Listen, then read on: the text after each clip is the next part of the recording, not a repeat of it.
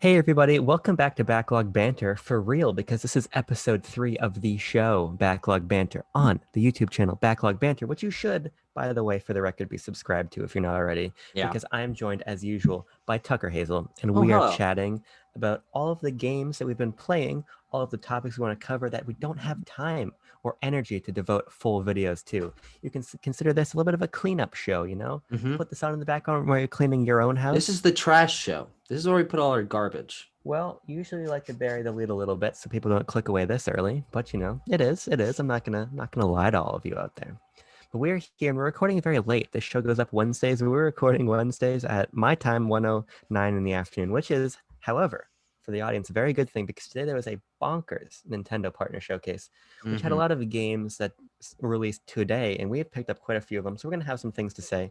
Card Yes. in the corner to a couple of videos about that. I'm gonna leave the Tucker's discretion mostly because I don't know how to put cards in videos, you hmm know? So it's up to him what happens. I'm really at his mercy, just like I'm at his mercy for where we're going to begin today. Because Tucker, you tell me where you want to start. I'm going to start you in a place that is going to blow your socks. All right. I'm It's not going to blow them embarrassed. off, but it's going to blow them. All right. They're going to be blown on. I don't have any socks around, Um, unfortunately. I expressed a little bit of concern earlier this week when I said I hadn't played a lot of video games Yes, you and I did. was worried about this week's episode. However, the last 3 days have changed that significantly, and I now have one, two, three, four, about 6 games to talk about. I think I have And 4. we're gonna start. Oh, I don't need to talk about all of them. I played about 6 or 7 different games in the last few days. The first one I'm gonna start off with Donkey Kong Jr.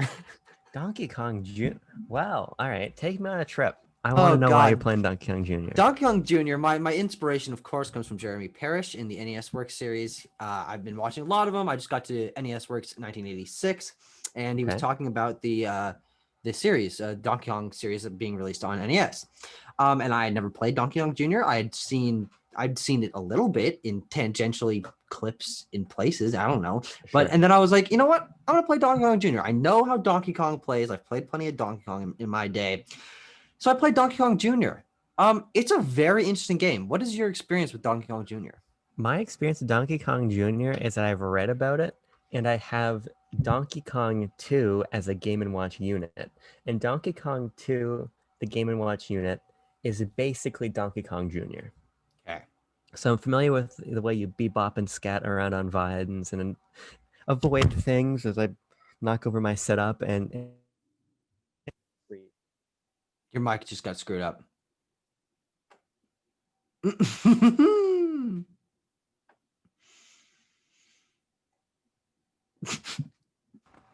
There I'm we go. familiar with Donkey Kong Jr.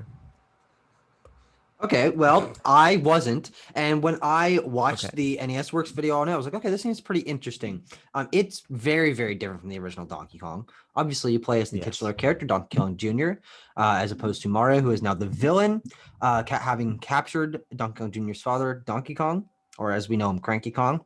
But you climb a lot on vines and climb around a lot of stuff, and you control a Yes. lot differently from Mario. And there's a lot of different aspects to the gameplay. You no longer have access to the hammer. You get to drop fruits on enemies, which, by the way, is very difficult and not very effective. Like it's just hard to set up. So I don't even know Yeah. why.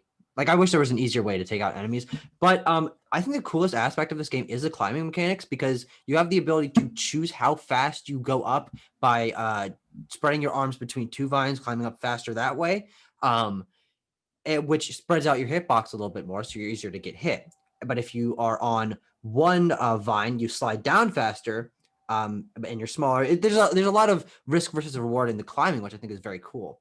Um, we're on a cutout right now. Hi. Hi. I'm assuming you entertain the audience as your Wi-Fi was freezing. Yeah.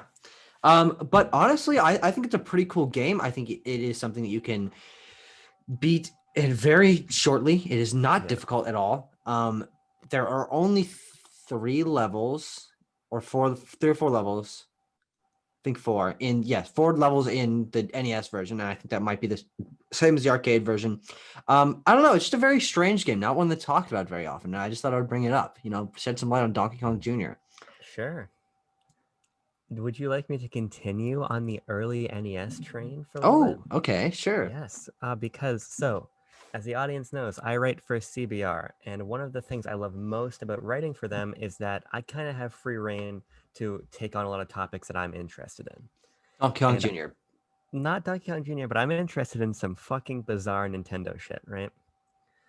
So I wrote a piece called "Why an Ice Climber's a Roguelike is an Oh, that's Essential right. Title." I remember that. Now, I don't want to get too in the weeds of my actual ideas for that, but I do want to get in the weeds a little bit of Ice Climber.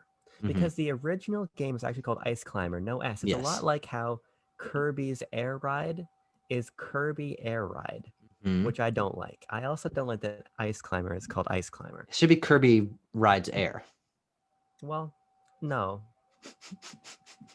But not only do I not like the title of Ice Climber, I don't like Ice Climber because Ice Climber fucking sucks. Yeah, Have you played it? I do. I have the original cartridge. I've played a Okay. good amount of it. I have On my as I nary wear my NES shirt, by the way, there you with that go. controller. Nary a game have I played with worse jumping physics than Ice Climber. Oh yeah, it's not great. I actually think that it's not necessarily the jump physics. It is the edge detection. When you are trying to jump onto a platform, it is so finicky, and you have such a weird jump arc that is much more vertical than horizontal, which Yes. is opposite of every other platformer. Yeah. It there's a difference between having mechanics that you need to get a feel for and having mechanics that are just fucking borked. And I think Ice Climber is the second. And it's frustrating because I think the actual structure of Ice Climber is pretty interesting. Hmm. Being a vertical platformer, having, the enemies you can bonk with your hammer, having to contest with having to break your way through the platforms above you to keep climbing up the mountain. I think there's a lot Yeah. of interesting stuff. And the fact that you're chasing condors who stole your vegetables, like the game doesn't make sense. It's really early NES stuff. Hmm. Um, there's no reason to play Ice Climber today. I No. booted it up on the NES online app just to get a feel for the game again so I could talk about what would work for an Ice Climber roguelike and Yeah. a lot of the stuff that wouldn't work. So I didn't play too much of it this week, but it was something I hopped into and promptly hopped back out of once I had collected the data I needed. Yeah, I don't have a lot to say about it. That was actually one of the games that was covered on NES Works, and Jeremy Parrish shares a lot of the opinions that you have. He just thinks that game not great. It's got a few Yeah. good ideas, but over on the whole, it's more frustrating to play than anything else. And the fact that it is most successful through NES Online, is there a way to do co-op? I'm pretty sure there is, right? I believe so, yeah. Yeah, so that might help because at least you have a friend to share the misery with, but that's not a great sign of a game. The best thing that came out of Ice Climber is the Ice Climbers in Smash, who I absolutely love. Again, Huh? testament to Masahiro Sakurai's creativity and the fact that he was just a fucking god amongst men, that he was Yeah. able to make that 2 point conversion. Hmm. So, a little bit of Ice Climber this week, not much, but a little. We're gonna jump around to something that actually begins in a very recent time. This morning, Oh, I'm so excited. Control on Nintendo Yes. Switch. Now, my card in the corner to my reaction for Control. One of the best videos on this channel. I Honestly. I have that face I make in the thumbnail. That is my genuine reaction. That is a clip from the video. And I have downloaded the cloud version of Control on my Switch. However, I've not been able to play it yet, even though it's a very small download and was downloaded a long time ago, because the servers are so overloaded. There is a queue to get Oh, in to the game. wow. Yeah. So I've been in the waiting queue about an hour and a half now. It started at about 3,000 people. And it's now down to 13. So during this video, it's gonna pop and it'll show up.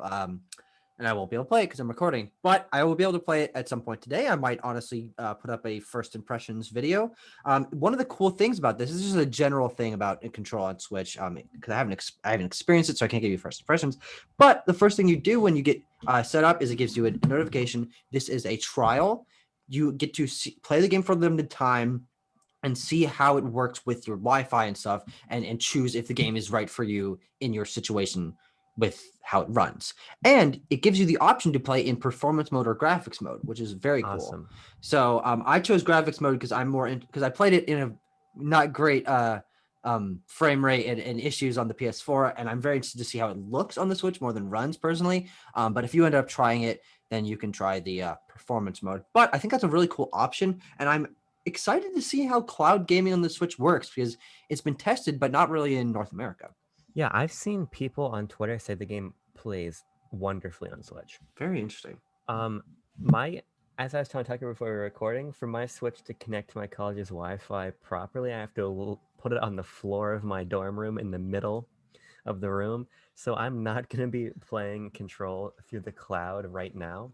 If anything, I'll play it on this here fucking PS4 copy. Um, what's interesting though, and we talk about the cloud gaming on Switch in our discussion about the partner showcase, which will be up soon. But there's a real possibility that this game could run better through the cloud on Yeah. Switch than it did Hmm. on PS4 because that frame rate is brutal on a base PS4. Yeah. The slowdown, stuttering, all of it. That game is next gen before next gen happened, and it somehow shot its next gen chances in the foot in a shitstorm of Yeah. a Yeah. PR Yeah. show from 505. But no, I think I will check it out because I actually tried playing a little bit of Control again earlier this year. Hmm. It didn't click with me the first time at all. The second time is clicking with me a little bit more. But I just biased but prefer to play games on Nintendo platforms. Maybe third time will be the charm when I get back home next month and I've got my really stable, really fast home Wi-Fi. Yeah. So I'll give it a shot then for sure. Yeah, and that'll boost the performance, which is one of your main complaints in the first Yeah. time. And this is the Ultimate Edition, and it has all the DLC and stuff. I don't know. You might just give it a try through the demo, but that's always an option. Maybe this will be how you play because I know you're not big on expansions and DLC, but do you think maybe this will be the way you check out Awe and that stuff? Perhaps we'll see if I end up Perhaps. repurchasing the full game. But why don't we throw it back to you? What else you got for me? I've been playing another early Nintendo title. This is an SNES title, though. Yeah. It is none other than Super Punch Out. Now, I don't really know what compelled me to play Super Punch Out, to be honest with you. Okay. I have a habit of getting these weird urges to play games, and one of Oh them yeah. was for Super You Punch always Out. have weird urges. Absolutely. I like to not talk about most of them on camera, but this one I will. I was sitting down and I wanted something to play that's a little bit more arcade, a little bit more gameplay focused, and I've got a lot of friends who love Punch Out.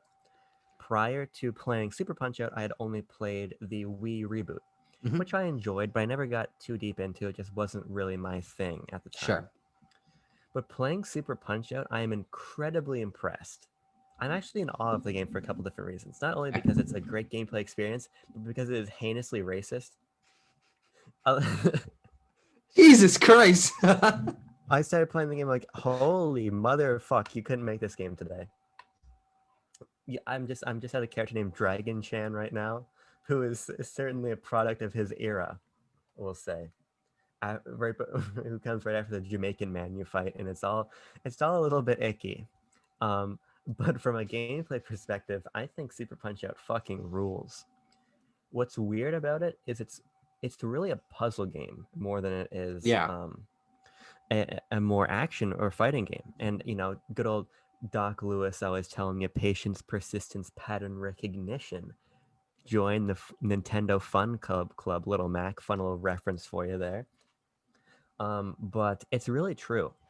Fights are a lot less about your mechanical skill and a lot more about your patience and understanding weaknesses of your enemies, learning their patterns. You almost start playing like a rhythm game at a point where you Sure. figure out how many warm-up animations your enemy will do before they hit you. So you'll be going 1, 2, 3, punch, dodge, and you get into this really interesting zone that I don't get into with a lot of games. So I find myself really compelled by it. Yeah. The main character is a little bit creepy to look at. I wish I was playing as Little Max, so this blonde-headed fuck. I don't like him very much.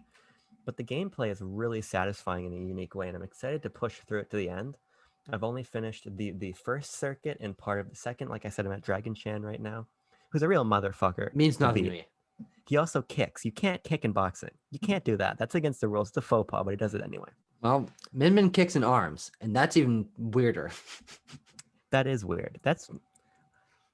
My thoughts about arms have been recontextualized after playing Punch Out. Interesting. Okay. Do Yeah. you want to expound on that, or is that something for a later video or later discussion? I need to play. I need to rebuy Arms and play it again before I would go swing for the fences because you're really passionate about this game and I don't want to speak out of turn. Sure. Okay. Reasonable. But I'm really enjoying Super Punch Out. When I go back home, adding to the fucking laundry list of Earthbound, Ocarina of Time, fucking all these games I'm gonna play. The Wii reboot of Punch Out I want to play again. Okay. And I'm gonna use my fucking Wii balance board and Oh shit. So to Okay. weave I didn't around. even know that was an option. I don't know that much about the Wii version. What I do know about is the NES version of Punch Out. Yeah. I don't remember if I have the Mike Tyson's Punch Out or the normal one, but I have a cartridge of Punch Out that I used to play a lot with my friends. I don't think we ever ended up beating the game, but Hmm. we would just like have a sleepover, wake up, my friends were really into the idea of just like, dodging and weaving and punching. And honestly, it was a pretty fun game. I didn't put enough time into it to really get into the mechanics, and I can't particularly remember a lot about it, but Super Punch Out sounds like a pretty much objective upgrade. And I'll probably give that a try at some point. I think it's really great on SNES Online also with restore points because it allows you to, I think, really focus on learning your opponent's patterns without the penalty of spending a round or two getting TKO just while you're trying to figure out how they move. Sure. I'm able to, do a battle a couple times, figure it out, and then progress. Yeah. So I'm just really, really enjoying it. And that and F-Zero are slowly climbing their way up my ranks of favorite SNES games. That's cool. Yeah. I have a very weird mishmash coming up. Okay. All right. Dr. Mario, I Great played. game. I was hopping off of Donkey Kong Jr. I got my friends around me. They're watching me play Donkey Kong Jr. My roommate is complaining about how nasty the noises on the NES are. And there are some pretty nasty noises in Donkey Kong Jr. Let me fucking tell you. But Dr. Mario is a game that I played a ton of on my original cartridge. I remember playing Smash 4, seeing Dr. Mario, and like, I don't know what the hell is going on here. I don't know why there's a Dr. Mario. And eventually playing the game on an arcade cabinet at a weird arcade. That's fantastic. Yeah, so I played the arcade version of Dr. Mario, and then when I started getting into retro collecting, one of the first games I bought was Dr. Mario, and I played a lot of that original Dr. Mario Kart. I've played a lot more Dr. Mario than I have Tetris, if that says anything. Okay. But Dr. Mario is one of my favorite puzzle games of all time. But I haven't played it. I played Dr. Mario, whatever the phone one is. I can't remember off the top of my head. But I played a bunch of World.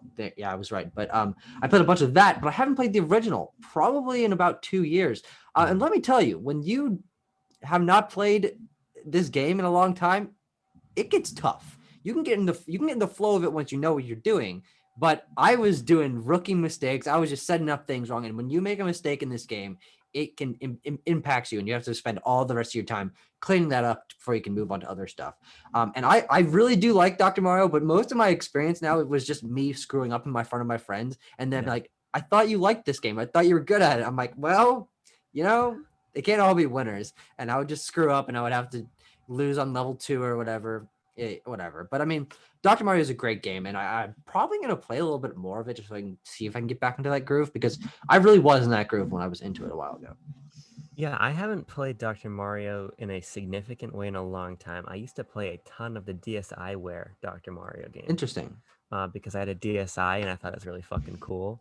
So I wanted a lot of those Nintendo downloadable titles. There weren't a lot of good ones. There was a fucking awful WarioWare DSiWare title, which is terrible. But if I remember, the Dr. Mario was solid because it was Dr. Mario. And of course, I played some on NES Online and other various virtual consoles and such. I'm more of a Tetris guy. But I do enjoy the formula of Dr. Mario quite a bit. And I have this feeling in my balls, right? Okay. All right. That I really want to buy Dr. Mario 64. Don't know a lot about that one. Dr. That'd Mario, be a very interesting one for you to talk about. Dr. Mario 64, I believe, is the last Nintendo release on N64. Interesting. Okay. I believe it was post GameCube or right around GameCube's launch. And it's just kind of an interesting release because it feels more like it should be a Super Nintendo game aesthetically in various ways than an N64 game.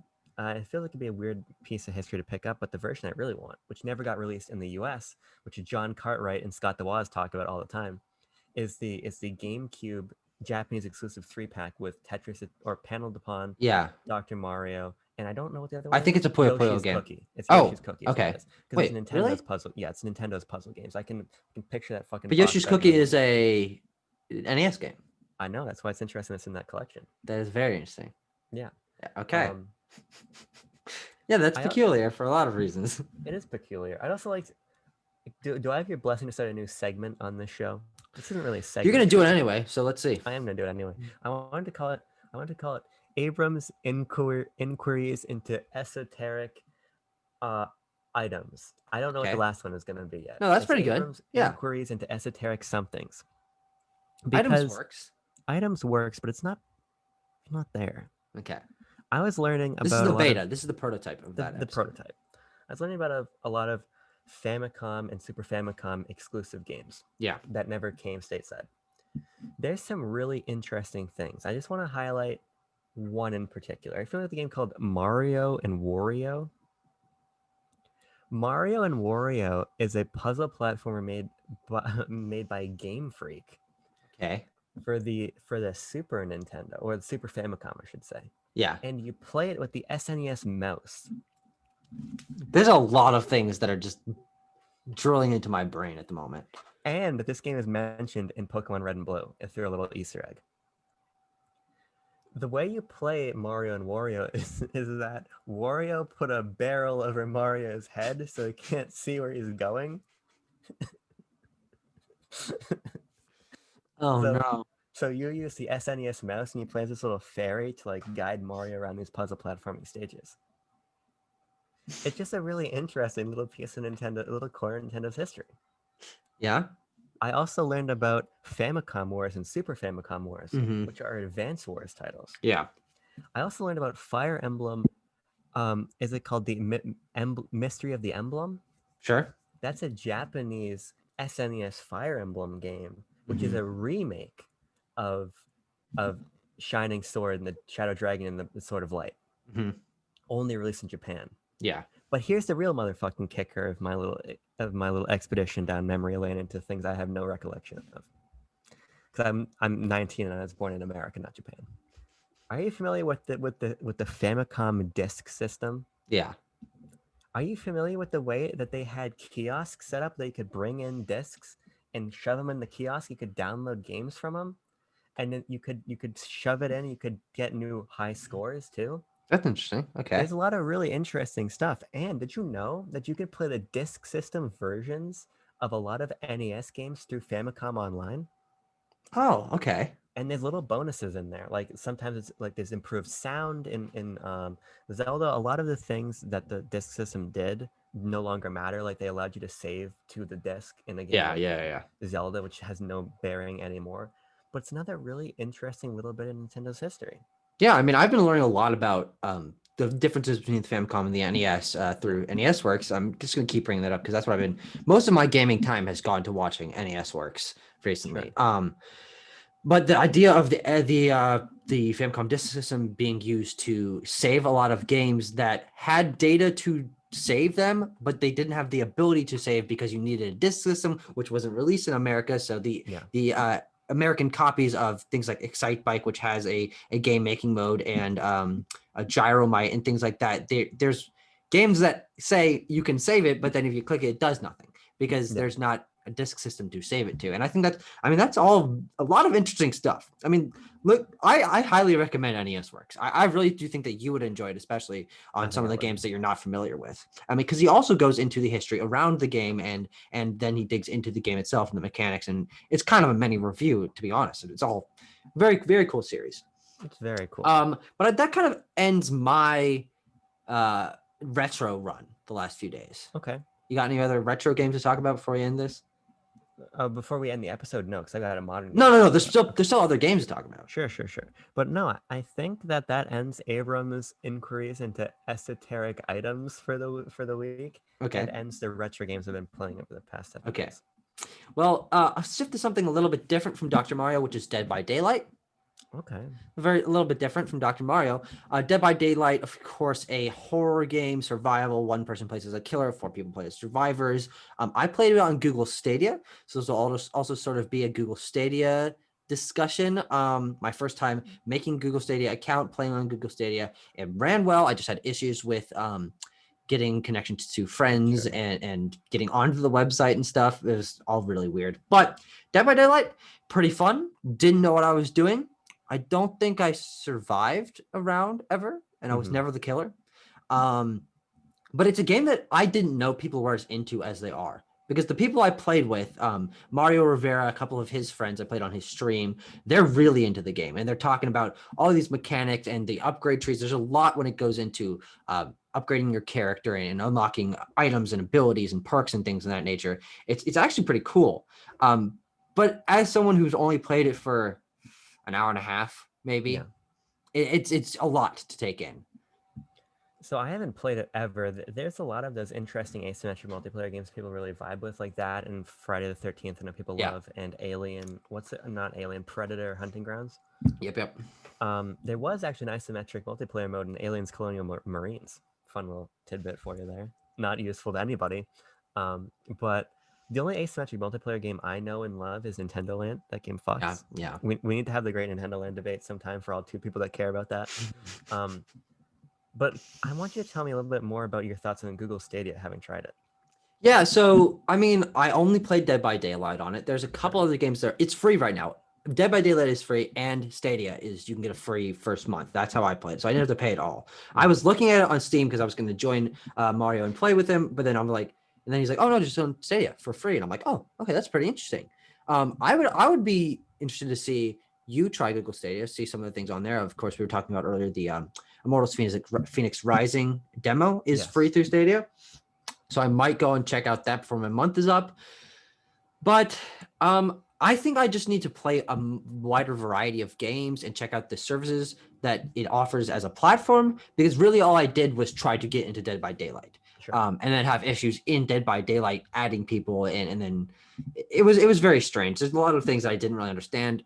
Tackling a new platform and not really understanding its workings, or how you send codes, or how you get into games with people, it can be overwhelming. And I haven't had to do that for a long time because I've been playing all the same platforms for a very long time.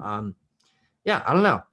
I think Google Stadia gets a lot of shit that it doesn't deserve. Google Stadia is a very flawed platform, but I think people just dunk on it because it's funny. When it deserves a little bit more credit, I think. I don't think Google is the right company to move cloud gaming forward. I think the right company is Microsoft. And I think that xCloud could be really big, especially Phil Spencer said something that is teasing like a basically like a Chromecast that you plug into your TV for Game Pass and xCloud. Sure. It should be fucking really interesting. Yeah. But I don't know. I would like to try Stadia. I really would. I'd like to know instead of just, hear all of the nonsense people say about it. Yeah. I mean, it does get a lot of flack in a lot of different ways. And I'm too I'm not far enough in to the system in general to really comment on that, but we'll see. I don't know if I have a lot of drive to try other Stadia games. A lot of the games on there are ones that I've already played because that's what Stadia kind of is at the moment. But we'll see. I really think that, so it's supposed to be free at some point where you can just buy the games, right? Yeah.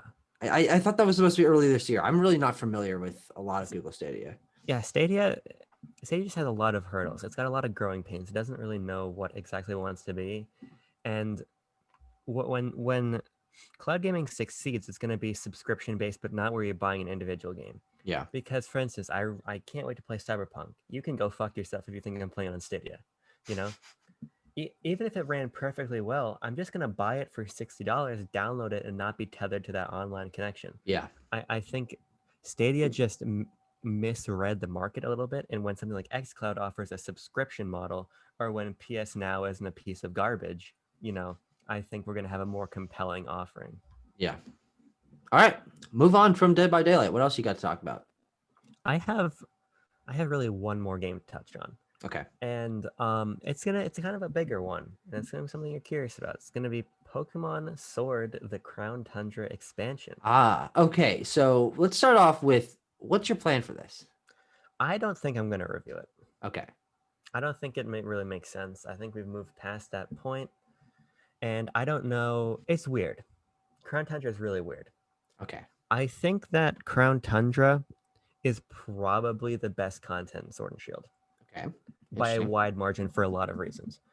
It almost feels to me like a third version, quote unquote, the level of polish it brings.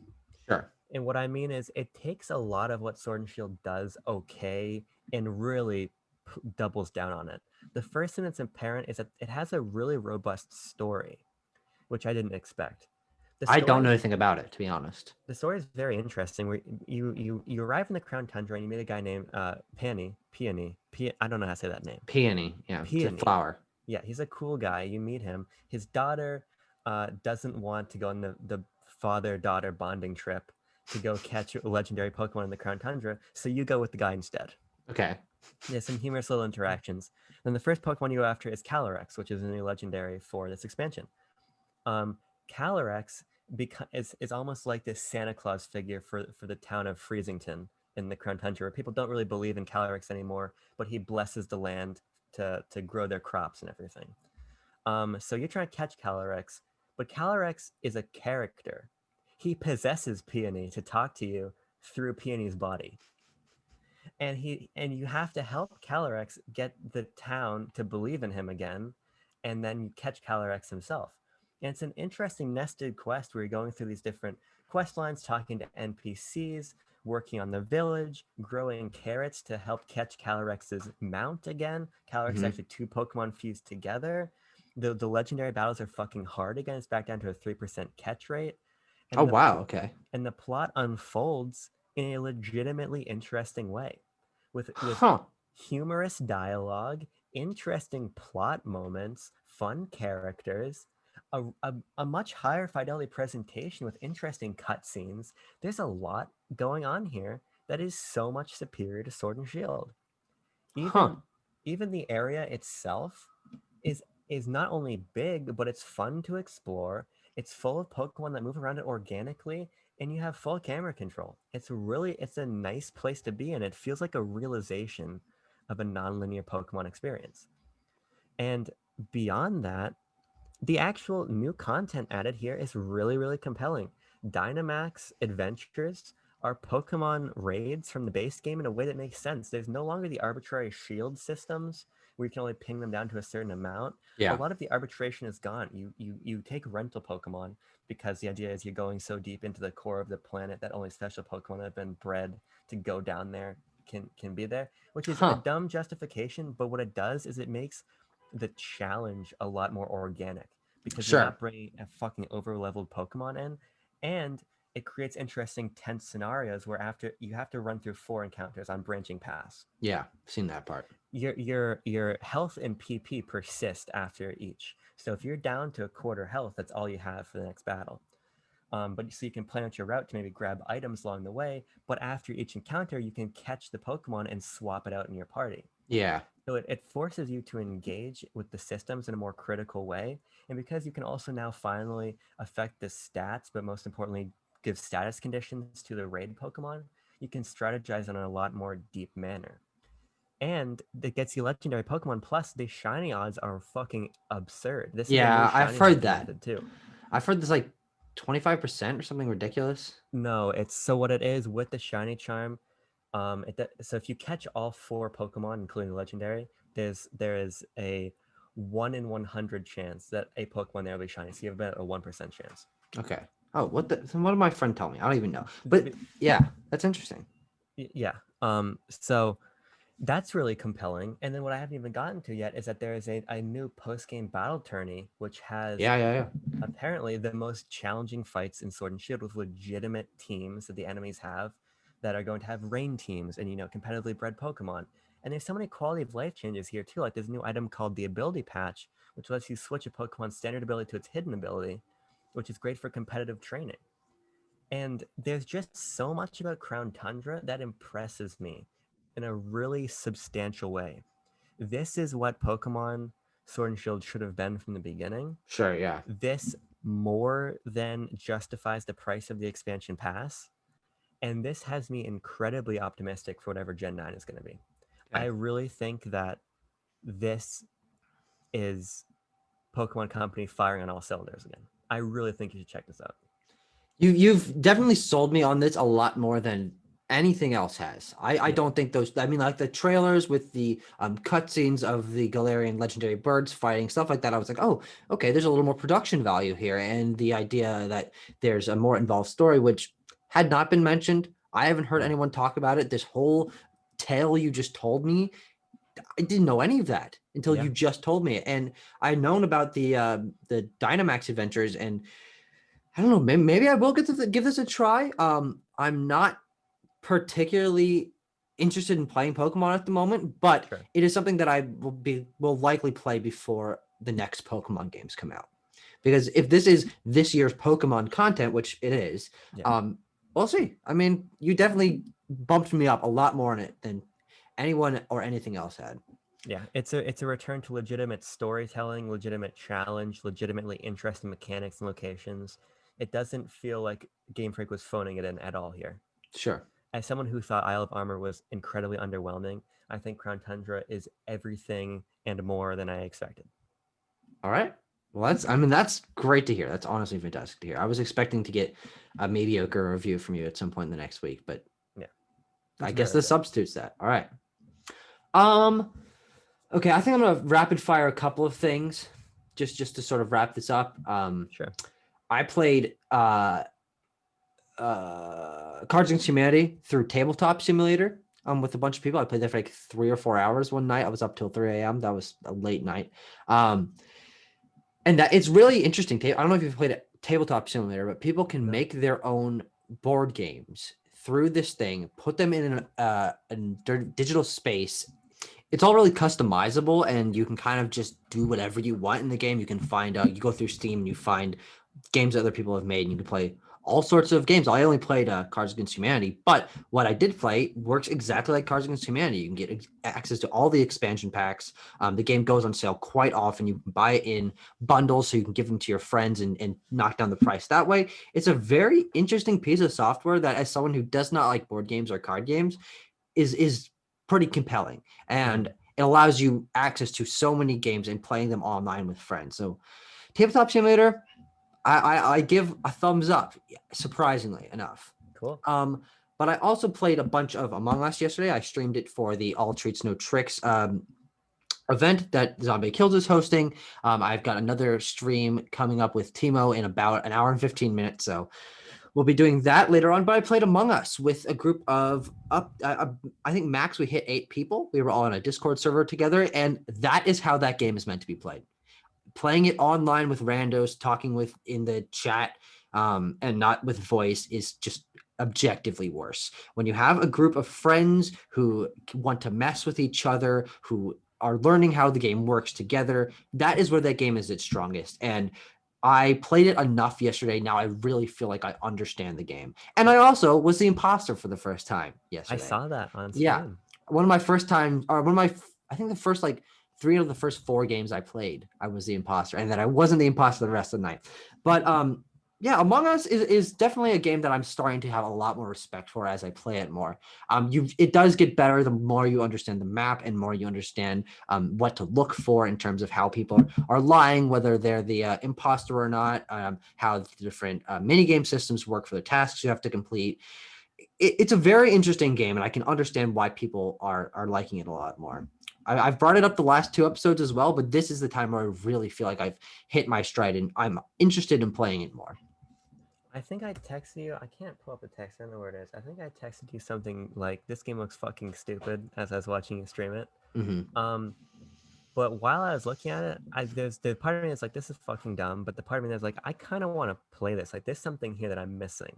Yeah, So we've talked numerous times about doing a backlog banter Among Us stream. yeah, Let's just make it happen. yeah. Let's just do it We can do it. because I'd like to try it and know what I don't get about it because clearly I'm missing something. Well, yeah, I mean, it is definitely a harder game. I don't understand the draw to watch Among Us, to be honest.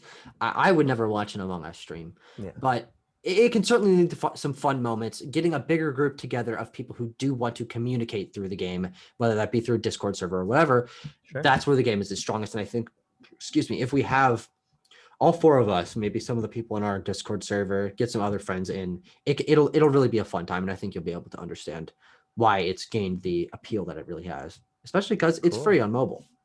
Yeah, I think So I'd there's no probably pay the $5 to have it on Steam. okay, all Support the right, devs, but even that is such a awesome price point. yeah, it really is. And it is its accessibility that is, I think, why the game has blown up like it has, and it's still incredibly popular. Among Yeah. Us memes are everywhere in a way that I was not privy to, not being in that community. But In my dorm, The RAs make like name tags for everybody's door. And so the first floor RA made like Among Us people and put everyone's names on them. Yeah. When you walk into like the entryway of our dorm, there's a big like bulletin board for announcements, and they made it to look like the Among Us dialogue chat. It's about like voting. It's like, hey, have you voted yet? I'm voting early. Here's how you do it. Blah blah blah. That's pretty funny. So like it's become a widespread cultural thing. It's not just in the gaming community game anymore. It's really blossomed out from that in a way Yeah. that I feel like a lot of things haven't. Even Fall Guys, not really, because I was still kind of relegated to PlayStation, to Steam. Yeah. It's Yeah. kind of feel I get touches of like Pokemon Go energy from Yes, exactly. Among Us, which is Yeah, and very interesting. it's that accessibility that I think is why it's so widespread. I expect it to show up on every other platform before at the beginning of next year, max. Like I'm surprised it's not. They're probably working on Switch, PS4, Xbox One versions because it really has to get everywhere. Hopefully, have crossplay. It'll be a super accessible game that I think has some legs. I'd like to see how they update it. It's a very small dev team, and they are having a hard time keeping up with its popularity. But it clearly works really well. They canceled the sequel to work on this game, which is Yeah, so I know. interesting. I think it could work really well on Switch, especially in handheld mode, so you can actually like type on the touchscreen. Sure. Or What? are you familiar with Phantasy Star Online 2 for the GameCube? I've heard Ben Moore talk about it. I really want to buy the big fucking GameCube controller that has the keyboard in the middle of it for Phantasy Star Online. Mm-hmm. And I want to plug that in to my GameCube adapter. And I want to know if Play it on works. Switch, yeah. Yeah. And even if it doesn't work, I just want to hold that thing and not use a keyboard and play on Switch with it that way. Or plug it into my fucking GameCube. That's true. You could. I don't know how many games that's compatible with. Oh, the GameCube. There it is. It's compatible with every GameCube game, only you can type in like maybe 2. Oh, I guess yeah, because it's a controller, right? Yeah. What else you got? I don't think I have anything. I played a lot of Crown Tundra, and then I've been absolutely fucking blitzed with college work. So Yeah. I'm glad you played a lot of stuff. So we had some more conversation. Yeah, I mean, we also played Super Mario Odyssey a little bit yesterday. Yes. Card in the corner. That's just a quick shout out. Go check out our retrospective of the game. Happy 3-year anniversary, Super Mario Odyssey. Spinning off of Super Mario Odyssey, actually, I am going to talk about a little bit because that and Lovers in a Dangerous Spacetime, I had Becky play. She actually chose cool. Lovers in Dangerous Spacetime herself. I was off making a fucking sandwich, and she just opened that game, and I'm like, oh wait, that's multiplayer. And so I called Tanner in, and we played that together. But yeah, she played Super Mario Odyssey. She was very confused by a lot of things. She was in assist mode, which gives you 9 hit points and shows you arrows on the ground and bounces you back in a bubble when you fall off. She didn't understand a lot of the mechanics, but she ended up getting there. And I think that the assist mode is something we didn't talk about because neither of us had any reason to use it, but it's a very interesting accessibility tool that I think makes the game a lot more accessible to people who have no idea what's going on. And watching her play it and teaching her things like, oh, you have to jump on the guy's head to do damage. She didn't know that. She like was very confused by that concept. And I was like, and in my mind, it's so obvious. It's very interesting to see people play games like Super Mario Odyssey, not necessarily a very complex game. And in my mind, and as I said yesterday, a game that is a lot more about its freedom and exploration, but she was mainlining everything because she was following the arrows. It's super interesting to see how much an assist mode can help out something like that. I'm not sure where I'm going with this point, but well, Nintendo does an amazing job with accessibility. Mm-hmm. And I don't think they get, in some ways they don't, like they're not good for people with physical disabilities or visual or auditory things. That they really need to improve a lot there. And a lot of people who are a lot more versed in the topics have a lot more compelling things to say about that than I do. Yeah. But what they're great at is letting people of all skill levels play their games. Mm-hmm. Mario Kart 8 Deluxe's steering assist makes that game a lot more. It makes the game as playable in a family context as Mario Kart Wii was with automatic steering. Yeah. Whatever game you're talking about, they just do a really great job catering to skill levels, and it's a really nice thing that they do, which is completely unnecessary for them to do it, which makes it all the better. Yeah. Last thing, Lovers in Dangerous Spacetime. game I talked to you about a little bit earlier, but later, Lovers in Danger Spacetime is one of the single best cooperative games ever developed. I genuinely believe that. You play as 4 little guys in a spaceship going around. You have to cooperate. There's 4 guns. There's the shields. There's the map. There's the ultimate ability, and then there's the driver's seat, so you control the ship. And it's the perfect kind of cooperative play because you have to tell each other, okay, someone get on that gun. There's someone coming from that way. If you have the shield, you have to like cooperate with the driver to protect certain areas because you can use the shield to stop the ship from crashing and taking damage if you accidentally hit something. It's such a cool game, and especially playing it with someone who's not familiar with video games, you can relegate them to one role and have them help out in a simple way. But it's a great game, man. That game does not get the love that it deserves. That's very cool. That's one of the ones I've never played. It's best with 4 people. When all of this is over and everyone's back on campus and we can link up, I probably will get some people together and try it out because I've always heard excellent things about it. Yeah. The quarantine has really shown me how many games don't have online co-op but should. Yeah. I know that's a much bigger infrastructure to deal with for a lot of independent teams. Mm-hmm. But I really think online co-op is an underserved element of the industry.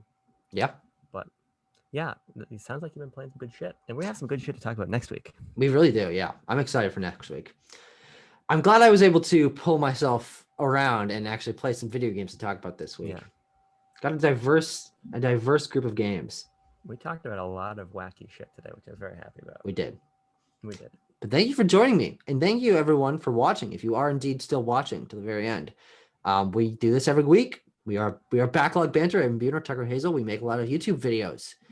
We've got a couple other shows. This is our weekly video game podcast, and we're gonna be back next week because of course we will. Because we don't have anything better to do. That's not true. We do have better things to do. But who else is gonna tell you about part-time UFO next Wednesday? Okay, interesting. Yeah. All right. We'll see you guys next week. Goodbye.